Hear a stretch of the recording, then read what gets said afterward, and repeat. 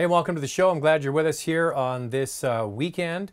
I know in the US it's a long weekend. In Canada, we had our long weekend last weekend, and I want to apologize for not doing a live show last weekend. What happened was I was away for 10 days. It was a crazy trip.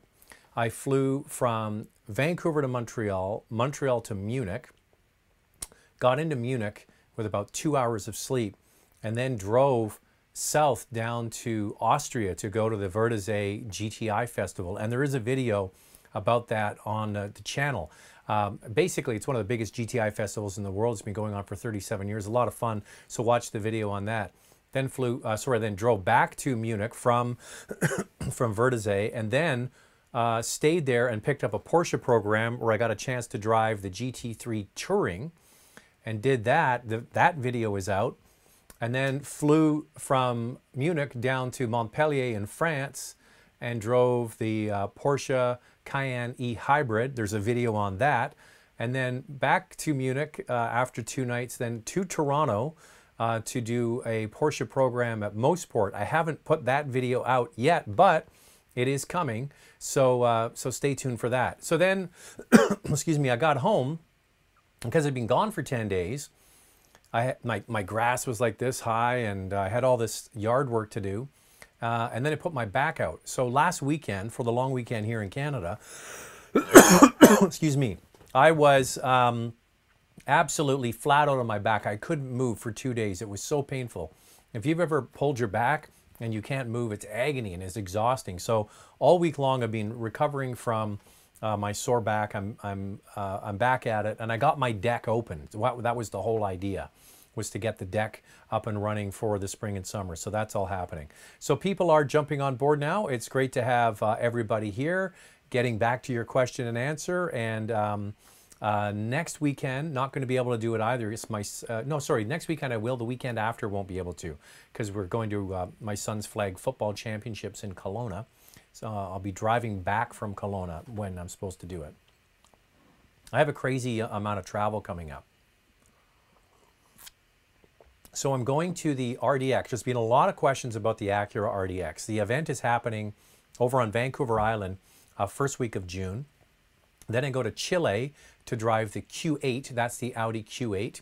I've never been to South America. The farthest south I've ever been is to Central America, to Costa Rica. And if you've never been to Costa Rica and you're thinking of going on a great holiday in the wintertime, absolutely you should check it out. And then when I come back from that, then I go to Cape Breton to drive the new Ascent from Subaru. And then there's a trip to Japan coming up. So that's all happening soon. All right. Frozen Car Guy asks, got a question. When you do car reviews in other countries, is a work permit required? I've never been asked for that before. And I just, whenever I cross the border, I'm straight up. If especially U.S. Customs, they say, what are you doing?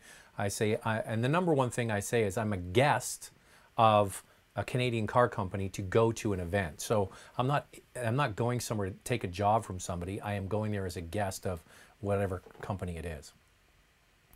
Ben Saucy says, hi, well, hi back. John Burrows, welcome back. No sync. It should be synced. I checked it. Is anybody else having a problem with the audio? Because if there is, let me know. It should be working. Yuri says hi. Edgerson, welcome back. Oh, somebody says, hey Zach, you got to start doing a wrist check. So today I'm wearing my Sea Dweller. So those that follow watches, I have another YouTube channel called Watch This, and I'm really bad at putting videos out. But yeah, I do love wristwatches, and it's a bit of a passion of mine. So I have to do more videos on that channel. But if you want to go over and check it out, I do have some videos. So what is this? This is the deeper version of the Submariner. Ben says, need your help with my next car purchase, looking for a second car. Have an 18 CRV. Actually, I just did a CRV review. It'll be out in the next little while. Wanted something fun, narrowed down to Golf R, GTI Autobahn, Accord Touring. Fun is my priority. I would suggest the GTI Autobahn. We've gone through this many times before. The Golf R is a great car, but I think that the GTI actually is more fun. It's a lighter car. It doesn't as powerful, but when you take the weight out and then you factor in that they've upped the power on the GTI, they've actually put in the limited slip front differential. They've given you all kinds of great stuff for $36,000 in the Canadian market. I think it's a hell of a car. And of those three, that would be the one I'd choose. Actually, by the way, when I was doing the CRV thing, I was at one of the local dealers, Vancouver Honda, and I asked them, how is the Accord selling? There was a big flurry to get initially people that wanted it, and they say the problem they're having is that everybody wants the 2-liter, and there's not enough of those, and there's too many of the 1.5 liters. So that's always the case. Too many of the ones you don't want to sell and not enough of the ones you can sell. The video is not in sync. All right, I wonder what I can do here. Hang on just a second. I'm going to do something, and hopefully this will work. All right. If you lose me for a second, I will be back. So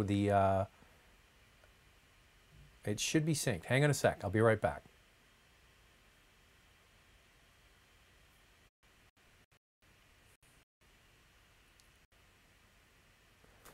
So the question is now, is the audio syncing? Is the audio syncing now? I apologize for that. It should be working. So hopefully I've got that right. Let me know. Let me go to the bottom here. Now is in sync. Okay, good. I apologize for that. I got to tell you, I use OBS system for this broadcast, and I had the worst time trying to figure out how to work it. And it took me a long time. So now I do know that I have to restart that in order for the settings to go through. All right, so I do apologize for that. Antoine says, hey, Zach, your pick between a 2015 Honda Civic EX and a 2016 Jetta Comfortline, same mileage, same price. I say the Honda. Depends how long you're going to keep it. If you're going to keep it long term, I'd probably say the Honda. Sepper, I think is how you say it. Somebody else is having the same issue. Bab says, Mazda 6 versus Camry versus Accord. The interesting thing about the Mazda 6 with the turbo, I'm thinking you're probably referring to the turbo engine, is the fact that the turbo isn't like other turbocharged engines. It has more low-end grunt. It actually reminds me a lot of driving a diesel. That low-end grunt, that mid-range grunt, but high-end, it kind of ran out of steam. Then when you're talking about the Accord has that beautiful 2-liter turbocharged engine, and then the Camry has the V6. So the Accord for sure, if you're getting the manual transmission, and then if you're getting the automatic, it's got the 10-speed. I think that they're all great. I mean, you can't really go wrong with any of them. You have to buy what's right for you for the price and the features. Of course, we've all heard about Mazda is eventually going to add Android Auto and Apple CarPlay. Camry doesn't have Android Auto, but they do have Apple CarPlay. Accord does have both. The Accord in the inside is beautifully equipped. The Mazda 6 is arguably the best looking of the bunch. The Camry may be a little bit overstyled. So it really comes down to your taste, but all three are fantastic. But the Mazda 6 is a curious case of the way that the turbo comes on. It acts more like a torquey diesel than the Accord's 2-liter.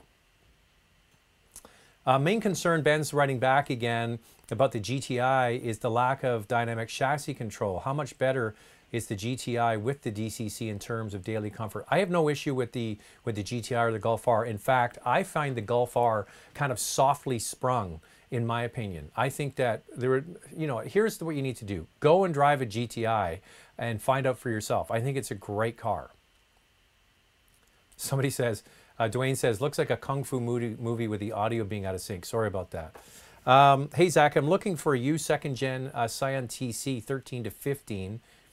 Balance of practicality fun is on target. Which would be better as a starter car? So a Scion TC or a Honda Civic. The Scion TC was actually a fun little car to drive. It actually offered a lot of value.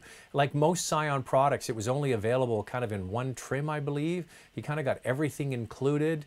So I have no problem with either. The thing is that I think that the Scion TC interior is a little bit plastic fantastic, but the Civic can be argued to be the same way. So I think probably for resale value down the road, the Civic's going to be a better bet because the Scion is an orphaned brand. The TC is an orphaned car. So that would be my only thing. Unless you can get a great deal on the TC, I would go with the Civic. Peter says, Model 3 is getting delivered in Vancouver soon. Will you do a review of the Tesla Model 3? I don't think so.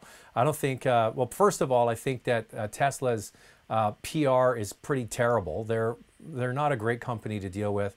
I have so many stories of me trying to get hold of them and get cars, and you know what? No, I'm not really interested.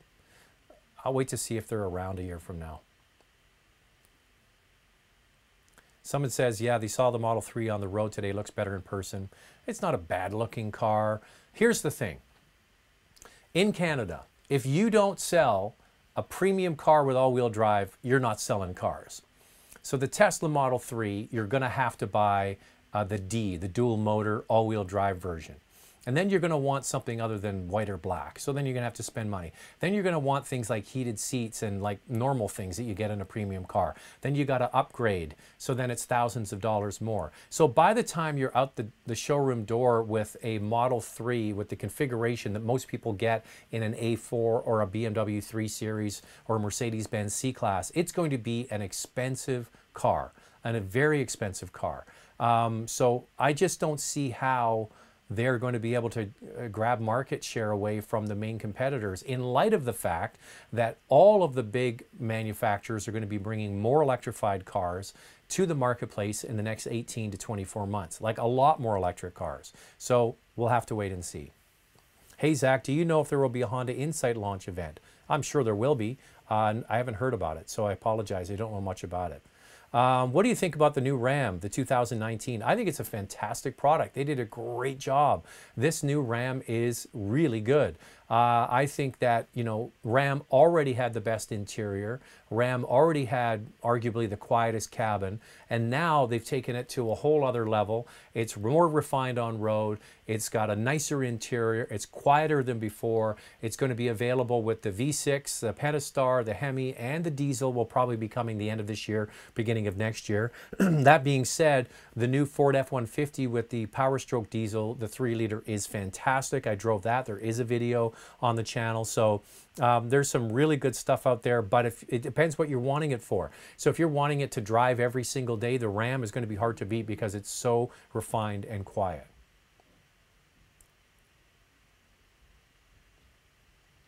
You should make a blog post about popular car and their competitors. Way too many repeat questions on these live streams. I do agree. We get so many Golf GTI and Golf R questions. It goes on and on and on. But anyway, I indulge. Oh, I just want to let you know, by the way, we do have SoundCloud there. If you want to download these as just audio, so it's the exact same as this, but it's just audio, go to SoundCloud and then type in Motormouth Canada, and you'll be able to download these. One thing I want to share with you before we go any further is, do you recognize this guy? That's Russ Bond from Motoring TV, a competitor to my show on Driving TV. Russ is a great guy. He does the 2-minute test drive, but he also has something called Kart Start. That's Kart with a K, and it goes here from British Columbia all the way to the East Coast starting at the end of June. And this is for kids, you know, young kids, to get their very first chance to drive.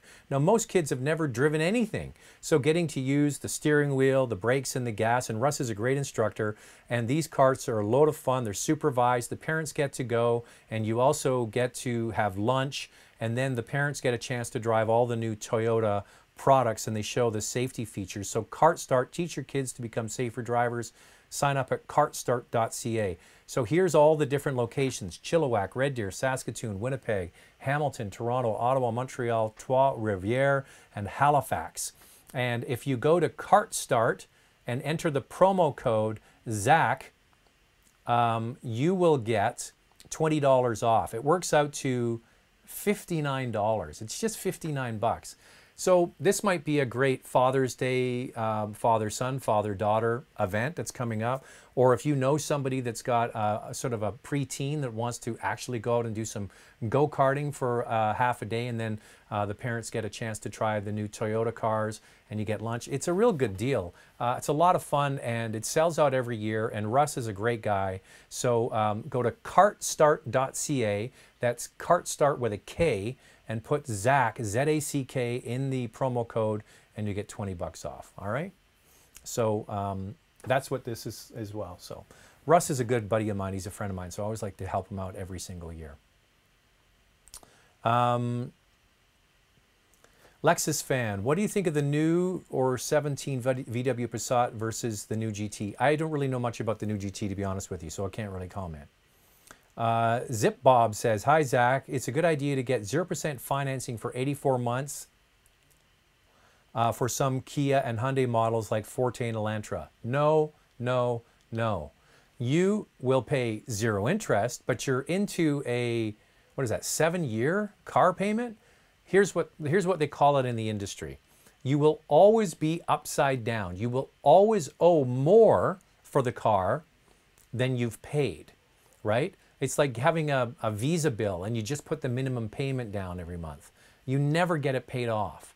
So life changes, things happen. You want to get rid of the car after 3 or 4 years. You go to the dealership and they say, oh, hey, listen, that Forte, it doesn't matter what car it is. It could be any brand.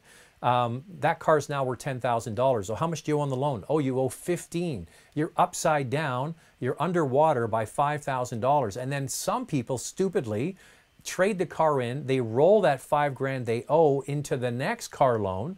So now you're already upside down on the car or underwater before you even drive it off the lot. So do not, please do not do these long-term financing deals. The way better way to go is to lease, because leasing reduces your monthly costs. It allows you to drive the car for a lot less money for 3 or 4 years, and that's a pretty good term, 3 or 4 years. And the outcome, the end of the lease, is guaranteed. You have signed a contract that the car is worth $15,000. They guarantee it's worth 15. You've paid right up to it being 15, and then there are no surprises at the end. Okay, you know exactly what the car is worth. You can give it back and get another one, or you can buy out the remainder. But please do not get into these 7-year, you are always going to be upside down. All right, Josh says, thoughts on the 2016 328 for a trade on an older, yeah, there's nothing wrong with a 2016 BMW 328. It's a 3 Series. It's like a, you know, it's like blue chip. It's going to be just fine. There is a new 3 Series coming, so obviously you're not in the position to buy that. Yeah, I have no issue with it at all. A 2009 C-Class, that's not a bad little car, but the 230 is a little underpowered. So yes, you probably will notice a difference, because that 3 Series has 241 horsepower, but more important, it's got the 8-speed automatic, which makes a big difference. Steven says, hey, Jacques. Oh, yeah, that's a new one. This is Steven from Toronto. Nice video, and everything seems to be good going here. Okay, so that's good info. That was the sync earlier. Darren says, love your videos and show, Zach. Speaking of videos, when will your lovely wife be doing another one? Here's the thing. Andrea does a lot of SUVs, not a lot, but she does SUV reviews once in a while. I have so much travel. I have a beautiful car booked for June. Check this out. Mercedes-Benz S-Class Cabriolet. And I told my wife, I said, hey, I'm not going to be here for a while. How would you like to drive an S-Class Cabriolet for a few days while I'm gone, and then tell me what you think about it at the end? So she will be back soon. She's got her new Cayenne that she's driving, so she's been enjoying that. She doesn't want to drive anything but that. It's been a lot of fun. And by the way, our Audi A7 sold. So a lot of people are wondering, did you get rid of the Audi A7? It's gone. It just went yesterday. What are your thoughts on a 2017 Audi A6 for reliability? Well, I just got rid of yesterday a 2015 Audi A7, and the car was fantastic. We had two issues with the car. One, about 3-4 months into it, you put it in reverse, the backup camera didn't come on. They just changed the camera under warranty. That was fine. And then the side mirror, once in a while in the winter, sorry, it wasn't that it went down. It wouldn't fold back out in the morning. When you started the car, the mirrors would automatically go out. So you just had to flick the switch and then it would do it. So, and they did lots of they could never really figure out what the issue was. So those are the only two issues we had over almost 4 years of owning the car. So it was great. So a 2017 Audi A6, it's under warranty. Have at it, enjoy it. You're gonna like it. The new one is coming out. Mercedes-Benz not taking any orders for the G63 first-time Mercedes buyers to prevent resale overseas. This is a big issue. Let's just call it what it is. China is sucking up more cars than anywhere else in the world. And there are people who buy cars in the North America market. They stick them on shipping containers and they send them off to China, because the cost of cars in China is so much more than they are here. And there's a lot of profit to be made. So, that's exactly what's happening. So with the new G-Wagon, you know, the big square G-Wagon, they are, I guess, restricting. One way that they did it, General Motors, I'm trying to remember which car it was. There was a car that they came out with and they only leased it. You couldn't buy the car, you could only lease it. And then after 3 years or 4 years, you could buy out the lease and keep the car. But that's the way they did it. So you never actually owned the vehicle, you just leased it for the first few years. Taylor Earl says, do you think that the top model of the Tiguan is worth it? It depends what you want. Like, I mean, are you somebody that wants a 3-row utility vehicle? Is that third row going to be big enough? Would it be better for you to stretch to a larger vehicle if you're just using it for regular 5 seats? And yeah, I don't think just, here's the thing about the Tiguan, and watch the video. And my wife, by the way, was in that video, and she was really quite enamored with the Tiguan because of the things that it had in it, like the large center screen, the head unit, and then you get the digital dashboard behind the steering wheel. These are things you typically get in Audis and higher end vehicles. Then when you get the top model, very nicely finished on the inside. So she really liked it. I do have an issue with the way the Tiguan's transmission is programmed. It has this very short first gear, basically gets the vehicle going 5 or 10 feet, and then it shifts. So what it's doing is, first gear is like you get going, and then it jerks into second gear. There's nothing wrong with it. It's just the characteristics of the transmission programming that I don't love. The way I got around it is I drove it in sport mode. It held that second gear just a little bit longer. But go and drive the vehicle for yourself. It's bigger than most of the competition, so I think it does offer some good value. Nav Showroom says, dope watch, love it. Hope you've been doing well. What are your thoughts on Dodge announcing that the Viper will be coming back? I didn't hear that, so that's good. You know, at the end, they sold a couple of hundred of those cars. Like, the volume on the Viper was so low. So I think that's good. It's probably going to be sort of, they might be bringing it back maybe more exclusive than it was before. So more hand-assembled, hand-built. That might be a good way for them to do it. Kind of the way Ferrari does it. All right. Lots of questions here. I'll get to them. I promise you.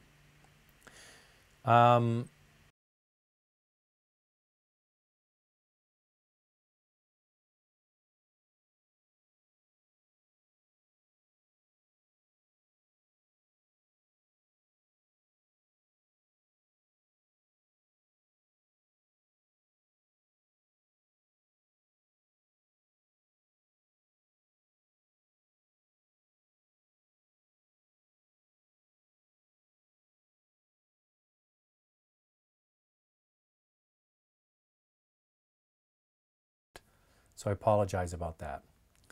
It's not been the best live stream. I took a few weeks off, and here we're back at it and not having the best time.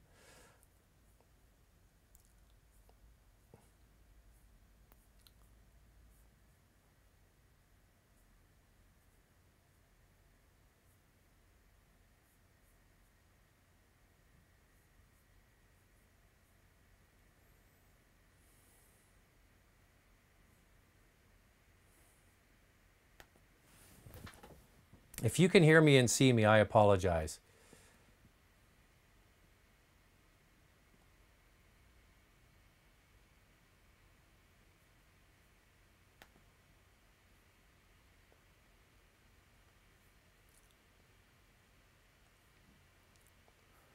It says I'm streaming, so let me go to another page here and see if I can get it. The best laid plans, as they say. Welcome back. All right. It seems like it is working. Wow. That sucked. All right. Oh, great. You know what? I watch Govberg Jewelers. I'm into watches, as I mentioned earlier. Tim Mosso is a guy who just like, he knows everything about watches. And they do their live chats just like this one. And the live chats fried his laptop. And I'm thinking to myself, oh, crap, I got to go and buy a new MacBook Pro. That's all I need. All right. So the sync was out, now it's in sync, and now we're back. All right. Do you know if Infiniti is planning getting rid of two screens? I hope so. I don't like the two screen thing. I mean, here's the thing is Audi has gone to that with the new A7, the new A6, they're going to this dual screen. I really don't like the way Acura does it or Honda used to do it. So I hope so. Like when Honda got rid of the dual screens and then they went to just one screen again, it's so much easier. So yes, let's hope that works. Hey, what a shock. Here's a Volkswagen Golf question. Is the Golf worth the premium price compared to other small cars when buying used? I'm hesitant about a Golf versus a Kia or a Hyundai. I'm looking at a 3 to 5 year old used and drive auto. Like, why would a Golf be that much more? Well, and if it is, that shows you just how quickly that maybe those Hyundai and Kia cars depreciate. If you're buying a 3 to 5 year old car, please, and you're worried about money and about how much it's going to cost, just go and buy a Toyota Corolla or a Honda Civic. First of all, it's going to work, and then you know you're going to get good money for it when you go to sell it. It just makes it so much easier. Yes, if it's really just all about money, then that is what I would do. Josh writes back and says, hey, new A6 S6 looks unreal. When do you think you'll be able to review one? I was invited to go to the launch, which was in Spain, I believe, and I couldn't go. There was a conflict on my end, so hopefully get a chance. That's usually when I get a chance to drive Audi cars. I get to go to the launch events. I couldn't go to that one. As I mentioned, I'm going to the Q8 event in Chile in a couple of weeks. Zepper says, hey Zach, love the channel. My 09 CC is starting to have issues and I'm debating between an 06 C300 and a new A-Class. What are your thoughts? Haven't driven the A-Class yet, but C-Class is a great car, but an 06, now you're in a 12-year-old Mercedes-Benz, and that can be very expensive. So I would always recommend, if you're going to have a German car, have it under warranty. So you're kind of answering your own question there. Gordon says, how profitable is the car review business with all that flying around? How are the costs covered? The car manufacturers, when you go on these trips, cover the costs. And people say, well, aren't you biased? They're flying you often overseas in the business class seat so you can get some sleep. Because often you'll fly, say, from Vancouver to Europe, is a 10 or a 12-hour flight, depending on where you're going. And then often you get off the plane and you start driving right away. Some brands don't allow that, but in the case of, I've had that happen for quite a few of these trips. So you need to be able to sleep on the way over there. So when you get there, you've had some rest. So that's why they fly business class. And then you stay in nice hotels and they feed you good food. But the thing is, if you only did it once, you would go, oh my God, I'm getting pampered and this amazing. But I do it every week. So I travel all over all over the world, driving cars from different car companies. And it gets to the point where you're like, where was I last week? The week before that, it just becomes a blur. So yes, it's a bit, from the outside looking in, you're like, oh my God, that looks decadent. But the reality is that's what you need to do in order to do the job. And the reason why car companies hold events in one location, for example, the worldwide launch of the Audi Q8 8 is going to be in Chile, is they fly people from all over the world there, not just North America. So you have Canada, the United States, and Mexico. Then you have the Middle East, the United Arab Emirates, guys from Dubai. You have Asia, you have China, you have Japan, you have all of these other Asian markets. And then you have Australia and all of Europe. So it's not just me flying there. It's basically journalists from all over the world. It's much easier to have 20 or 30 cars for each person to drive, and then every day there's a new group of people coming through the cars. So that's how it works. So yes, the car companies cover that because it's much easier to have 20, 30, or 40 cars in one place and bring people to them than to have hundreds of cars all over the world. Does that make sense? Colin Dunn, what do you think about the Chevy Equinox? The Chevy Equinox is a good product. The Chevy Equinox has, for the last few years, has won several J.D. Power long-term dependability studies. A lot of people crap on General Motors and they don't know how to make good cars. You look up the quality scores and the reliability of the last generation Equinox. For the last few years it was available, and now they've brought out the new one. I think that, so I'm not sure if you're referring to the last of the old one or the new one. I think that was an 18, but the new one is great, and it has many different engines, and it's available with a diesel, which gets incredible fuel economy. I think it's 6 liters per 100 kilometers or something like that. Civic hatchback or Mazda Sport? Do you like blondes or brunettes? They're both fine. I went skiing one time at Whistler. And we're on the chairlift with this older guy. I think he was German or Austrian or something like that. And we said to the guy, I was with my buddy, I said to him, this older guy said, what do you like? Do you like to ski on Whistler or do you like to ski on Blackcomb? And he looks at us and he goes, do you like blondes? And we're like, yeah. Do you like brunettes? I'm like, yeah. He goes, one's a blonde, one's a brunette. Pick the one you like. So Civic hatchback or Mazda Sport, one's a blonde, one's a brunette. Pick the one you like. They're both fine cars. JS1 comments on VW reducing halting production on e-Golf. Really sucks. Says people need to wait for ID, and in the meantime they'll have hybrid Golfs. So yes, this is actually happening. The e-Golf is going to be phased out because we're not far away from the ID family taking over. And by the way, I saw a report last week that said that the ID car, so they have 3 iterations. The first one was shown, I believe it was in Shanghai, and it was or maybe Geneva. I was at the 3 different launches. So they had the ID, then they came out with the ID Cross, and then the ID Buzz, which is the bus. So the ID, the sedan, will be coming out in Europe in 2020. So here we already are, coming up to halfway through 2018. So it's 18 months away. That car will be into production. So they need to switch production. So that's what they're going to do. Now, if you are really hot on, and the other thing they announced is that the way the car looks is going to be very close to the production model. Not the inside with a very just minimalist, nothing but a steering wheel or even a retracting steering wheel, but that is what the vehicle is actually going to look like. And they claim it's going to be the cost of a sort of a highline Volkswagen Golf. So if you're really hot for that technology, it would be worth the 24 months probably to get one of those. And they're hoping to up production for people who really want it. Daniela Aga says, thanks for your wrist check again. Your date just is my goal watch. Quick question.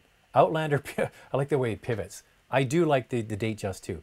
Outlander PHEV Touring or Infiniti Q50, 4-year lease for a young couple in Quebec. Any other suggestion is welcome. These are like 2 different vehicles. The Outlander is bigger, okay? You're getting a bigger vehicle with that. So it's a nice size, and it's very cool technology, and it's seamless. What other hybrid was I driving recently? I was driving something in a plug-in hybrid vehicle. I'm trying to remember what it was. And I kept on coming back as I was driving it, thinking to myself, that Outlander has got it figured out. Like, it is so seamless and integrated that you have no idea what's going on. Sure, it can drive just on electric power, but when the gasoline engine is switching on and off, I'm trying to remember what I was driving, but I was thinking to myself, it was a premium brand. This isn't as good as the Outlander, and the fact that you can get an SUV that has that technology is pretty amazing. So yeah, I've got no issue with the Outlander PHEV. I think they did a great job on it. It's a bit of an old design. We know that. The vehicle's been around for a few years.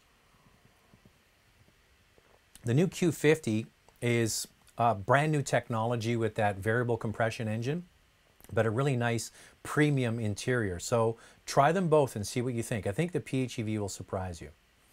Elizabeth Long is back. Hello, Elizabeth. Nice to have you here in this house full of dudes. Nice to have some estrogen on board. Davey says, how about the Dodge Caravan or Kia Sedona? Run, don't walk. If you're considering a minivan, run and get a Dodge Grand Caravan. It is the best value vehicle on the road, period. 3.6 liter V6, 6-speed automatic transmission, seating for 7 people, and you can get one for 20 grand? That's a lot of vehicle for that price. Basil says, can we import Land Cruisers from the US? Yes, you can. You can bring a Land Cruiser up.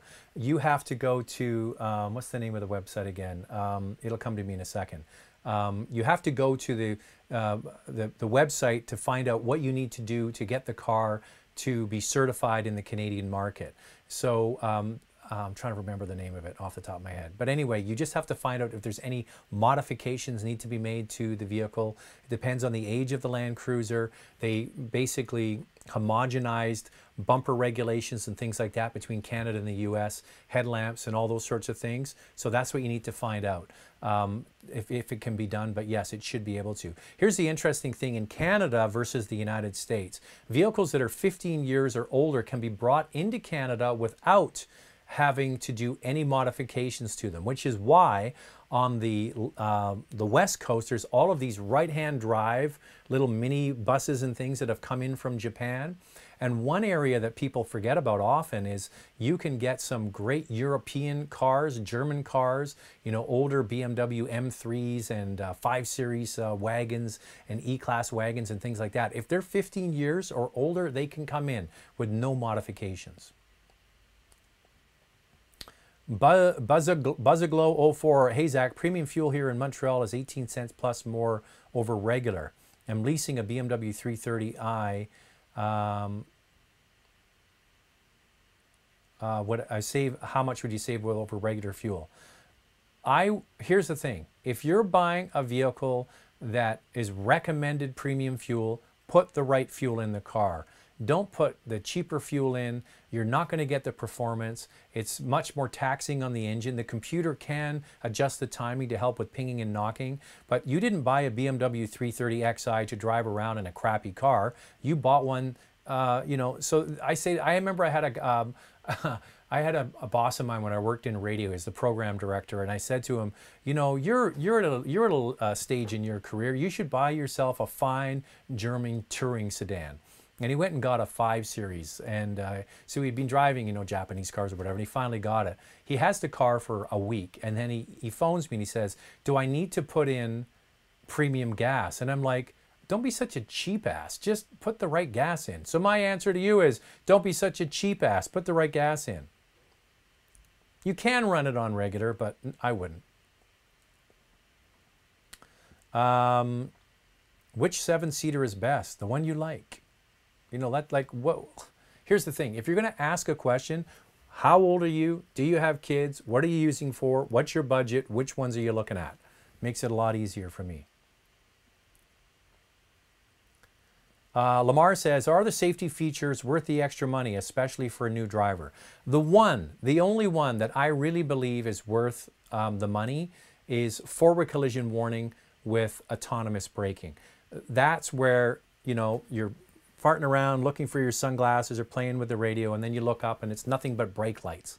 And this happens to everybody. And then all of a sudden you jam on the brakes. That's the way you used to have to do it in the old days, and just hope you don't rear end somebody. Now, if you're farting around and you're not paying attention and you're coming up quickly behind, it'll go beep, beep, beep, beep. So you lift your head up, and if you don't take any action, the car will brake for you. That one, I think, is excellent. The good news is we're seeing it standard in more and more features.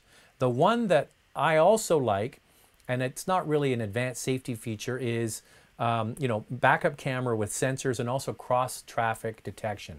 Coming out of a parking spot or a garage and you can't see that, being able to know if a car is coming along, that's a great feature as well. But that is the one safety feature, I think. Mikey Smith says, Mike Allen from Regina, just got a question. Subaru all-wheel drive or Kia all-wheel drive? Which do you approve? Same thing. What vehicle? What are you using it for? Subaru has built their whole brand around all-wheel drive, so they have that figured out for sure. TR Darts was just talking to the sales rep at Tesla. We'll be delivering 800 cars this summer, Model 3 and Model S. Ooh, 800. So what? 800 cars. Here's the thing about Tesla. If they get their Model 3 production to 5,000 cars per week, as they're hoping, and then there will be weeks where it's quieter because of vacation and holidays and those sorts of things. So you're looking at 250,000 cars worldwide. The Corolla plant in Cambridge, Ontario, that makes the Corolla, is doing 300,000 cars a year. That's one model, one plant. I think they have like a dozen of those plants around the world. So that shows you the scale. So Tesla has a long, long, long way to go before they conquer the world. What they have been able to do is prove that electric cars can be an aspirational purchase and can handle well and drive well and be fast and all those sorts of things. I'm still going to wait and see what the business case is for Tesla, because I just don't see one. I just don't know how they're going to make money.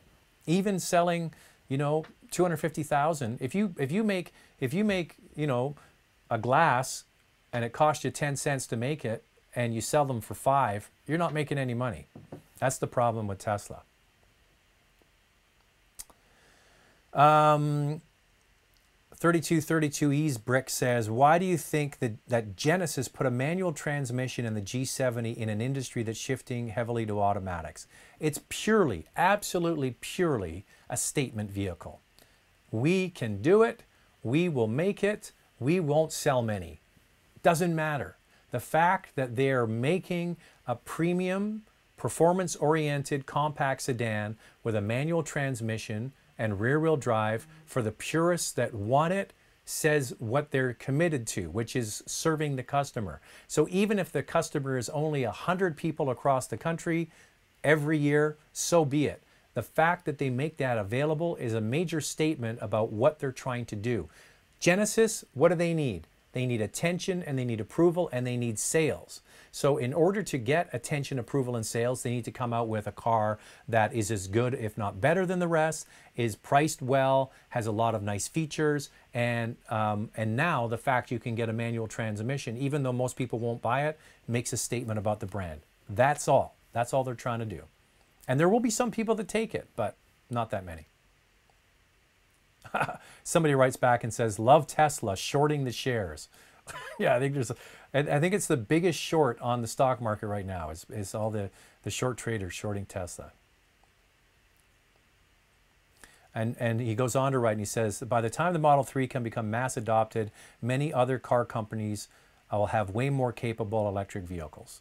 I always said from years ago, once the Germans decide that they're going to make electric cars in a big way, it's all over, because they have the capacity, the know-how, the production, the cachet, and the ability to make not just one, not just 100,000, hundreds of thousands of cars, all with high quality compared to what others are able to do.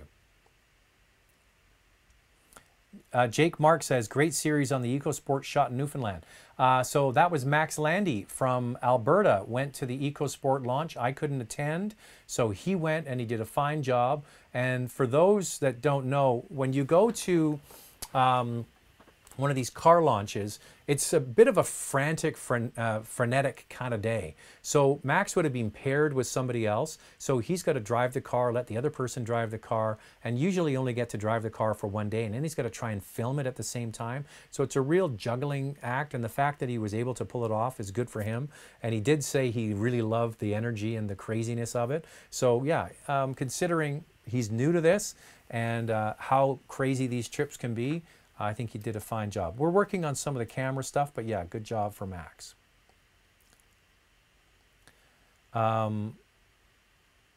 Somebody writes back about the Ram. Are Ram trucks reliable, or are they made to lease for 3 years?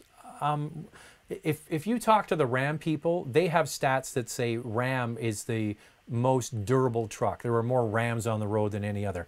You talk to the GM guys, the GM trucks are the best trucks. In the Ford, it's the other way around. So, you know, it's a brand new truck.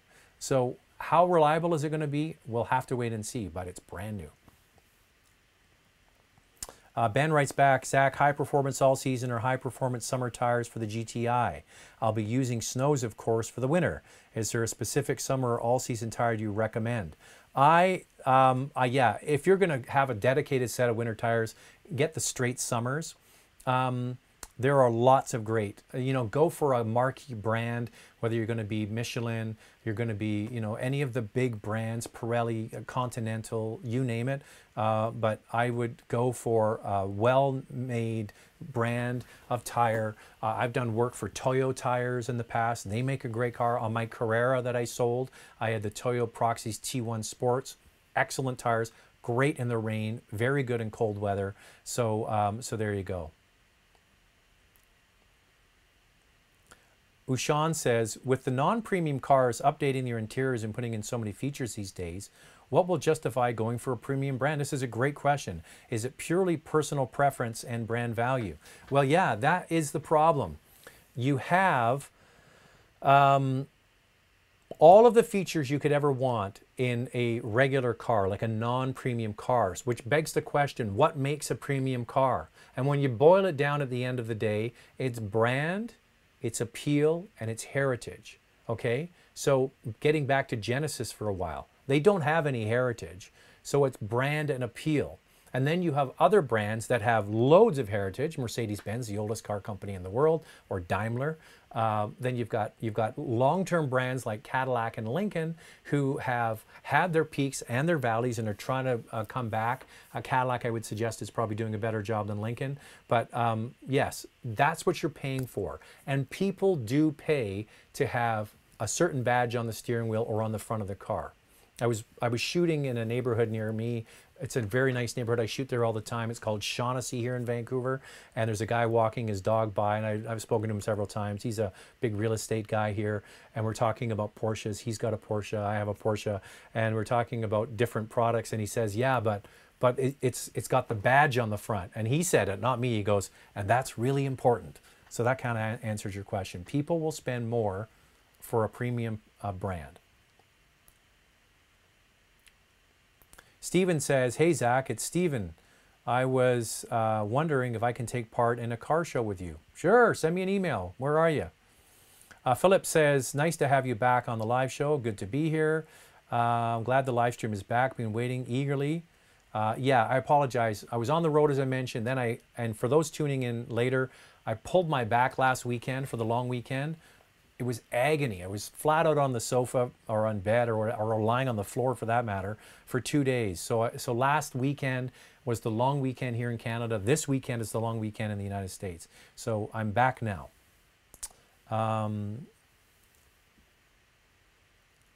Hey, Zach, I'm looking for more premium experience between the Mazda 6 Signature and the Toyota Camry V6 and the Honda Accord 2-liter Touring. Quietest car, best seats, materials. I would say it's the Honda. I think the interior of that Honda is really class above. I mean, I know I say that about Mazda products. I think they do class above interiors, but with this fighting set, I think the Accord gets it. Any possibility of a hydrogen fuel cell in Canada? Yes, we have hydrogen fuel cells. Hyundai sells. Sorry, not Hyundai. Yes, Hyundai. Hyundai sells the Tucson hydrogen, or they lease it, but it's very, very small numbers. Toyota just this week announced that they're going to up the production of their fuel cell vehicles. They sell, I think it was 19,000 or something in the Japanese market, and they're going to expand that greatly. So they believe that hydrogen is their future. Hey Zach, do you know if we're getting the RS4? I don't. I will ask when I'm going on the next Audi trip. I'll find out for you. What are the vehicle launches that you will cover in the next few weeks for the Canadian market? I just went through them at the beginning. I'm going to the RDX, the Acura RDX. There's been a lot of interest in this product. That's coming up in a couple of weeks. And then I'm going to the I'm going to the Subaru Ascent in Cape Breton on the East Coast. Somebody just asked, hey Zach, do you still own a Porsche sports car? No, I sold my Carrera 4S. It'll be 2 years ago, July actually. So yeah, it's gone. Mark says, your GT3 review was awesome. It looked like you had so much fun. I got to tell you, I emailed, actually one of the PR people was sending me a message on Facebook about something. And I said, I got to tell you, these opportunities that we get to take part in don't get lost on me. I said, trust me, these are dream events, dream trips. So for me to be in Munich and they give you the keys to a 911 GT3 Touring without the big spoiler on the back. It was black with the wheels. There's a video is on the channel. And I had it for 3-something hours driving through these beautiful back roads around Munich. It was just the stuff of dreams. That is my dream car. The GT3 is my dream car. If I won the lotto, I would get a GT3 and a Singer. And the great thing about the Singer is you're kind of building your own car. That's the 964 Carrera that they turn into the Singer in California. Those would be the two cars I'd have. So the 4-liter version of that car and then the 4-liter version of the new car. That would be really cool. Lee says, Car to Go is gone May 31st. What do you think about that? I think that's only Toronto. I think Toronto Car to Go. I think the Vancouver Car to Go is the biggest one they have around the world. Jocelyn says, really interested in the new Subaru Ascent to upgrade our Forester.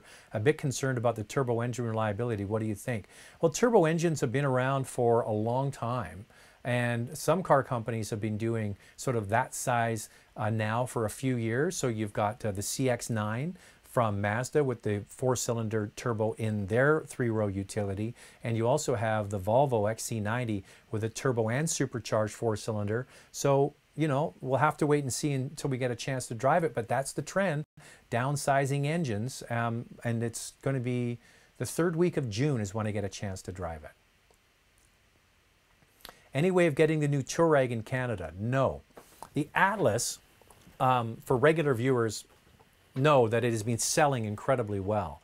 So Volkswagen brought out the 3-row, sort of really the biggest in its class of that mid to full-size body, unibody design. The Atlas has sold incredibly well. They showed a concept of the New York show of a smaller, more streamlined 2-row version, which is going to go into production. So that is going to be the alternative to buying a Touareg. Atlas, or this new sort of Atlas Sport or whatever it's going to be called. So Touareg had a couple of things going against it. First of all, it was made in Europe and had to be imported with duty, and it was too expensive. So when you actually priced the Touareg out, it was as much money as many times a BMW X5 or an ML or GLE from Mercedes-Benz. So no, it isn't coming. The closest you're going to get to a Touareg would be the Q7 from Audi. Jake says, your thoughts on the Hyundai Santa Fe versus Tucson. Tucson's a great car. The updated Santa Fe, I don't know when that event is going to be to drive that car. It's going to be available with a diesel engine, so I'll have to hold off thoughts on that until I get a chance to drive it. Red says, do you think the 2018 Honda Accord is picking up in sales now? I'm hearing stories out of the US it's not been doing that well, and the interesting thing is in the Canadian marketplace, my pal Dennis DeRosier, he puts out the numbers every month, he actually highlighted the Toyota Camry. Sales of the Camry last month were up 6% in the Canadian market. So that kind of tells me that the market is kind of deciding and going to Camry and maybe not so much to Honda. But there could be some fleet sales in there as well that we're not aware of. Here's the thing is, you will know if there's an issue with the Honda Accord, if they restyle the front of it especially this fall, because they've done it before. I remember in 2012 or 2013, they brought out the new Civic, which looked exactly like the last year's Civic. And the very next model year, they gave it a facelift because everybody complained it wasn't new enough. So if the styling of the new Accord is what's holding people back from choosing it, because it does look like a Malibu, then they'll change that. I guarantee it. It's such an important vehicle for them. Jay Brinkett says, hey, Zach, I got a 2015 Boxster GTS. I love it, but I want to have it repainted to get rid of the imperfections. How much is a reasonable paint job? Will this hurt the resale value? A repainted car can hurt the resale value. Have you thought about wrapping the car? Have you thought about that? You know where they put the vinyl wrap on the car? There's a couple of reasons why that might be an option. First of all, you can actually change the color and you leave the original paint underneath, and you're not going to get any more degradation of the paint. So what you're going to preserve the paint the way it is now. There won't be any additional stone chips or road rash on the car. So that is an option. That is anywhere from $3,000 to $5,000 to do that. But a full, windows out respray on a Porsche, it has to be done at a very high-end shop, and it has to be done really well. So you're going to spend thousands and thousands of dollars to have that done. Another thing to consider, which might actually be cheaper, is to trade it in on another one. Like just swap it for one that's maybe in slightly better condition. All right? People are saying the video is frozen. That's from a while ago.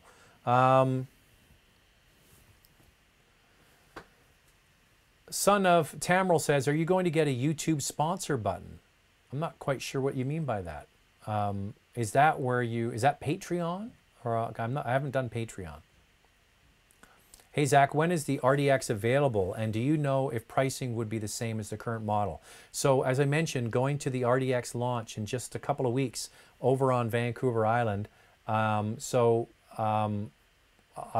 obviously have the press event there and be able to give you more information. Okay, so I apologize I don't have that for you. Okay. What's your favorite kind of car? The one I'm driving right now. Do you know if we're also going to get the Golf GTI TCR? So if you watch that video I did from Wörthersee in Austria, they showed the GTI TCR, and it is going into production for the European market. That's what they've said initially. So it's basically a Golf R without the rear wheels getting power, just a front wheel only GTI. And I just had the Type R this week from the Civic, and I said to myself, or actually said in the review, it hasn't been edited yet, I wonder if Volkswagen brought that GTI TCR out with almost 300 horsepower, front wheel drive, so they can challenge the Type R on the Nürburgring for the fastest lap around with a front wheel drive car. So that's going to be interesting to see. Excuse me. Somebody asked, hey Zach, was your A7 leased? Are you able to sell leased vehicles? So yes, the vehicle was leased, and then the lease was bought out and then sold. Now I have a buddy of mine that has a small dealership. Actually, I'll tell you what I'll do. I will show you on the website how you can find out about this. So you can go to my website. Oh, it's not there. I apologize. Anyway, yeah, things are going swimmingly today.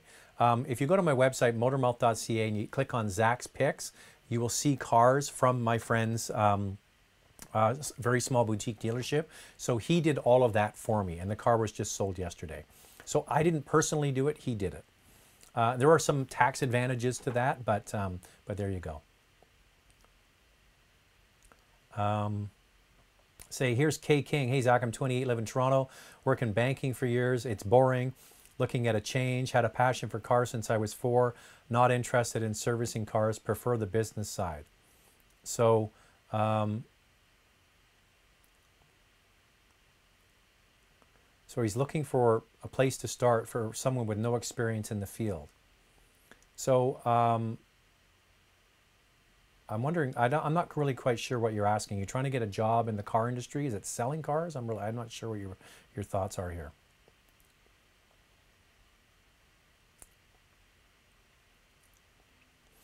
Philippe asks, Sport Wagon 4Motion or all-track?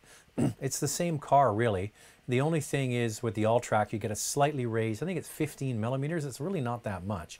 And you get the cladding on it, and it's the same car. So it's more expensive. I think, arguably the all-track looks cooler, but if you're just wanting the all-wheel drive, the 4Motion, you can even get it with a manual transmission in either one. So the fact that, Volkswagen is committed to that is great. So yeah, they're exactly the same. The only issue is one is a slightly raised ride height. That's it. Frank says, do new cars these days still need a break-in period? Yes, the tolerances are much better than they ever were years ago. And one thing is to read your owner's manual. The least read book on the planet is the owner's manual. And often if you actually read that, it will give you instructions. Typically, they say for the first, 1,000 miles or 1,000 kilometers, no wide open throttle, modulate your speeds, don't hold the engine at 1 RPM and all those sorts of things. One thing I find out, and I didn't know this, and my buddy who's a Porsche mechanic told me this, is actually what they do with some brands, he told me this was Audi and Porsche, is when they actually make the engine and they pour the oil in, they put an additive in, which actually has some abrasiveness. Think about that for a second. Now, why would they want an abrasive additive into the oil for the first oil change? Because you want the pistons to seat into the cylinder sleeves, and it creates a perfect seat for the piston. And so the old thought was, oh, well, after 1,000 miles, change the oil out of the car and put new oil in to get rid of any shavings or particles. This was the nonsense that was going around years ago. But he says, don't do that. If the oil interval is 6,000 K or 16,000 K, leave that initial oil in there because that oil is seating the engine. I didn't know that. So there you go. A little tip from him to me to you. I am flat out of time. I do apologize for all the technical BS that we had going on. So yes, I will get the syncing fixed next time, and hopefully my computer won't crash. That's all the time we have. Once again, if you want to go to SoundCloud, you can go there and get the audio versions of these. And once again, Cart Start. If you want to go to Cart Start, you can go to Cart Start. That's Cart Start with a K. And if you know anybody that has, a teenager or a preteen that wants to do some go-karting with my buddy Russ Bond, go there and type Zach into the promo code and you get $20 off. Well, that's all the time we have for this time. I'll speak to you next time. Have a great rest of the weekend.